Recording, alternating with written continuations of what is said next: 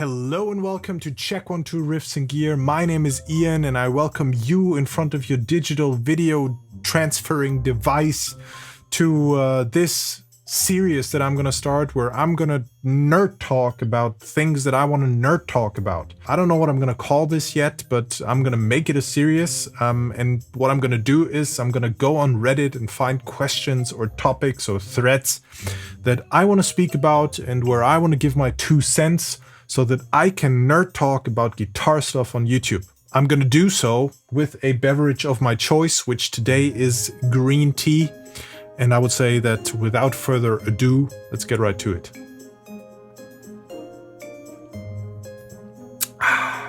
Okay, what's the best, meaning the most reliable, instantaneous wireless guitar system from your experience? Do these things have a noticeable latency, or are they like really like playing with a cable? Examples of products that I've checked are the Nux B5RC and the Behringer AirPlay. Now, what I can tell you from my experience is the following. I have been using the Line 6 relay systems, the G50, heavily for many years. Number one, when I toured myself, I've been using them, and we've been using them throughout our whole band. So the guitarist, me, the singer, and the bass player, we all had the relay systems, the G50, and they were flawless every night. No noise, no problems. The belt packs are rugged, and everything basically was perfectly fine. Now, another example I can give you from the band Prime Circle that I tour manage and guitar tech with.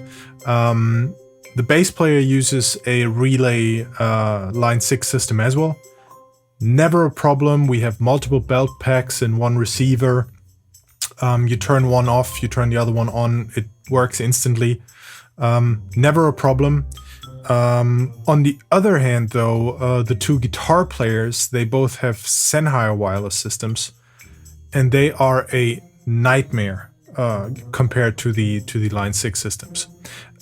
What I mean by that, no harm to Sennheiser here, but what I mean by that is, number one is on the systems that we have, the cables are encapsulated in plastic jacks on both ends. So like these right here, this is what you find on the stock cables of the Sennheiser wireless systems on the end that goes into the guitar. Now, this is not a very reliable jack, and the cables are very thin, so not very roadworthy, actually, in my opinion. And on the other side, you have a tiny 3.5 millimeter jack, a tip ring sleeve jack, and they have some sort of counter screw that actually screws onto the wireless belt pack. And we had so much trouble with these. They make noise, they start to crackle when they're not 100% snug in there, and when you don't tighten the screw or the counter screw every night.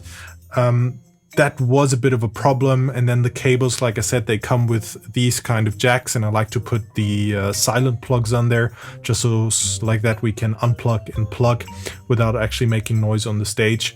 And the cables are so thin that it's tricky to solder them to those jacks. So the belt packs and the wireless systems themselves by Sennheiser, yeah, they're okay. I'd personally say not as good as the Line 6 ones, but they are okay.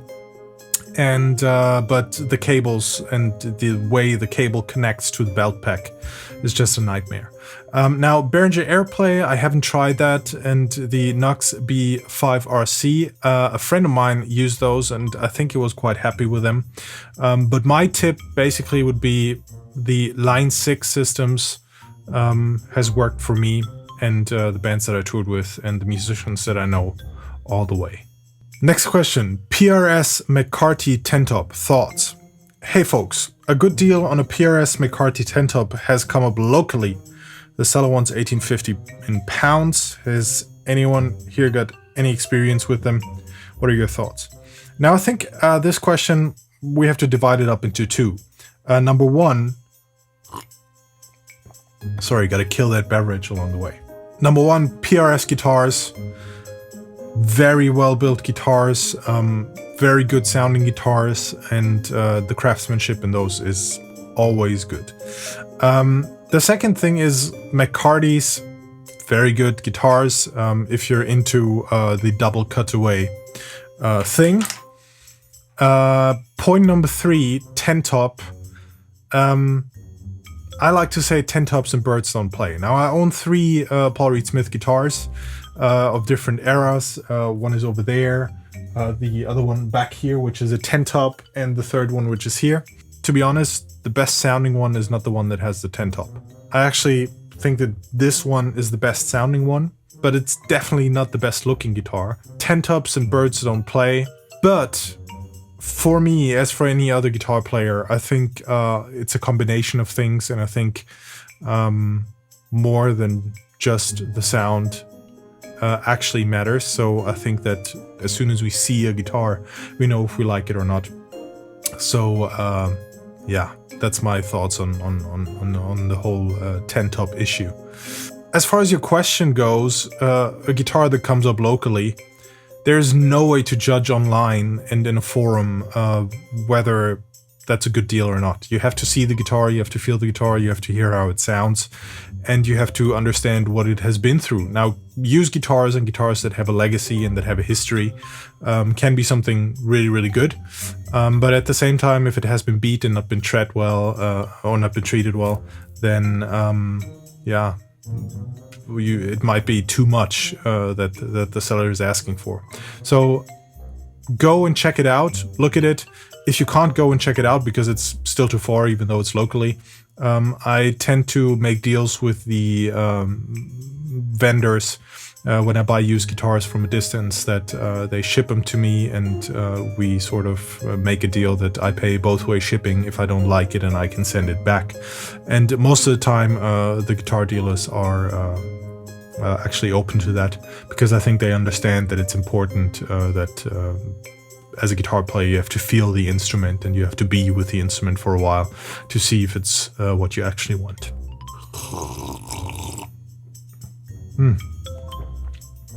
I'm flying through these questions today.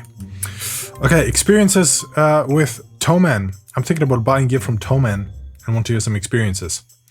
All thumbs up. I've been buying from Thomann for many years. Never had any issues. Buying, returning, money back, issues with things that were broken. Never any issue. Very reliable, very, very good. Now, others I can recommend for in the European market is andertons.co.uk. Same thing. Reliable, never a problem. A lot of stuff that's in stock. And then, of course, there are a couple of other German retailers. But when it comes to a guitar, I would say if you're a beginner, then you will probably go with a model that other people recommend, like a Yamaha or guitars of that sort, where basically the opinion of other beginners is what counts. Those can be ordered online. For anything else, check out your local guitar dealer and actually, besides the guitar, get the consultation and get the feedback and get the info and get the expert on site to actually tell you about what is good for you. They're going to look at your hands, they're going to look at the size of your body, what kind of size of guitar you need, and what's a good starting instrument for you. And I know that from having worked in a guitar store myself. Local guitar stores, just go there and let them help you when you absolutely have no idea what you're buying. And then, of course, also if you're looking for something specific or if you're into vintage gear. But outside of that, Thomann, Andertons, and I guess in the US, the correspondence to that is Sweetwater, can always be recommended because those are the big retailers. Now, I have to say that when I was living in the US, which was in 2006, I always ordered with Musician's Friend. And from what I understood is that Musician's Friend has kind of taken a downturn. So people don't really buy on Musician's Friend that much anymore. Maybe you can leave a comment down below and let me know about that, why that is, and if that is actually true, because it might just be a feeling that I have. Ideal pickup height. Hey guys, I was messing around with my pickups and I don't know all that much about guitars. I kind of regret it now. I don't have any specialized rulers for guitars, just ones with CM and MM. That being said, does anyone know the default pickup height for your Yamaha Pacifica? I can't really do it by ear. I know it depends on playstyle, but I'd rather have it default. Any help is appreciated. My opinion on this is that when you have a Yamaha Pacifica, there is no default. I think that the people in the factories put those pickups in there and they sort of adjust the height, but there is no real measurement, in my opinion, of where they set the height exactly. So they don't use a ruler, I would say. It comes from a big factory where a lot of guitars are made, and I think they just put the pickups in the guitars, and then that's where they are. Which means that you say you can't do it by ear, but I would just say go and do it by ear. So all you need is a screwdriver, and then basically dial the pickup in where it sounds best to your ears. There is no wrong or right when it comes to pickup height. It's purely to taste and it's purely to liking. And it's actually something that can make quite a difference. I recently posted a video about better guitar tone, or how to adjust or how to get different ideas about guitar tone. I will link that up here. And adjusting the pickup heights is actually one of the topics and one of the issues that I cover there. And I think it's highly individual. So you can do it by ear. Just grab the screwdriver, play along as you adjust, and listen to what you like best. I think there is no right or wrong. I think there is no real thing that you can do wrong, except for if you put it too high and the strings actually touch the pickup when you play on the higher frets. But outside of that, go by your ear, mate. Question about the neck profile on the Sterling by Music Man JP60, that is John Petrucci. So I'm curious as to what the neck profile is like on the JP60. I would go to a guitar shop and try it out, but COVID is still a thing, so I can't really go around feeling guitar necks. Is it similar to a Strat, or is it thinner like an Ibanez neck? I personally adore the Wizard 3 from Ibanez, so any info shared would be awesome. Thanks. Okay, so my opinion on this is that Music Man necks, which Sterling by Music Man basically is, are somewhere in between of what you're describing. So a Strat, and also there is a lot of differences in Strat necks, but a Strat is sort of, I would say, a standard neck. Strat and Tele necks, they are just the brick and mortar of guitar necks, and then everything that came after sort of derived from that. And thinner Ibanez necks are for shredders. Now, I would say that Music Man necks are right in the middle of those. They are thicker than a Wizard 3, so you have a bit more meat in your hand, but they are not as wide as a Strat neck. So basically, in my opinion, or when I touched Music Man necks and Sterling necks, they are made for a bit more smaller hands, especially up on the nut, so the nut width is different, and it makes for a bit of a slicker and more, I would say, yeah, very comfortable kind of feel. If you are more on the thinner side of necks and you like more the more smaller necks.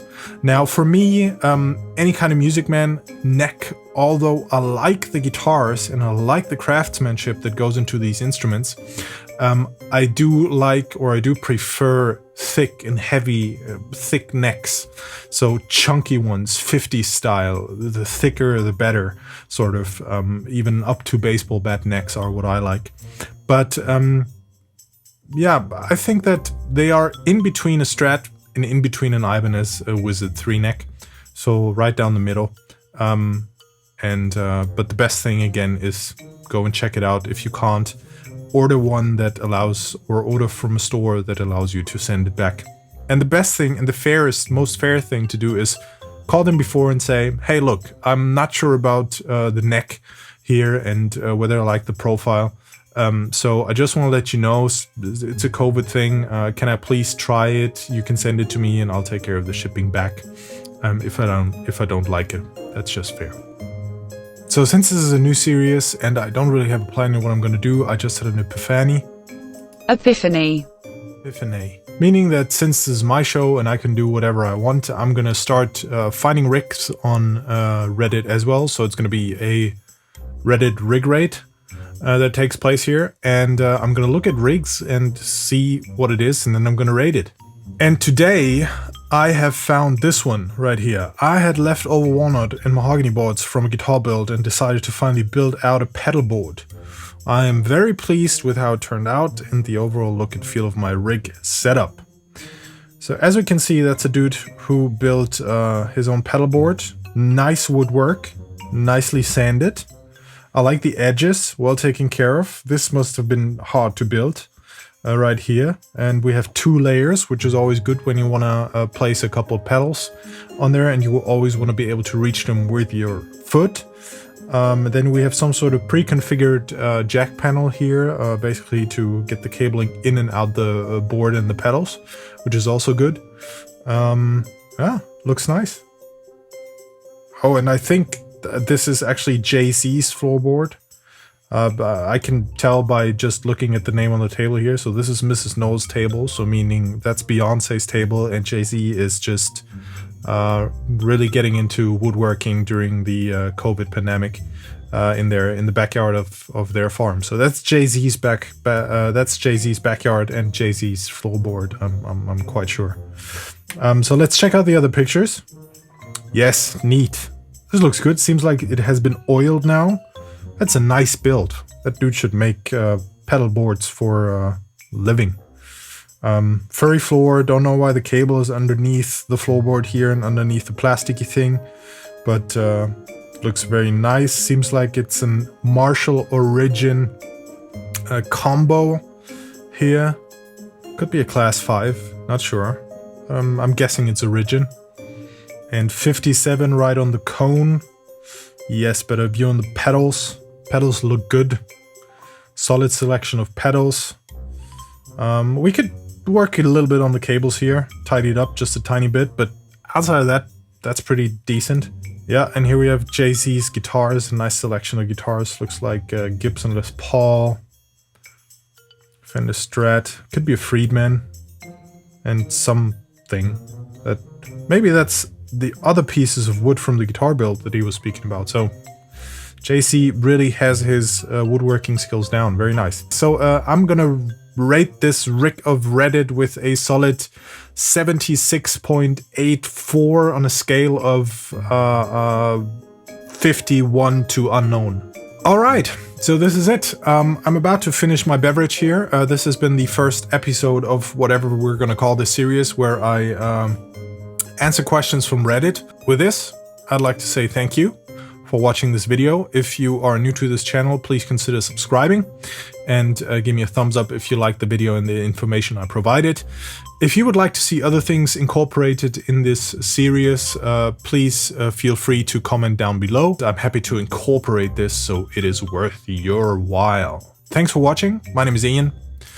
This is CheckOneTwo Riffs and Gear, and I'm out. Cheers.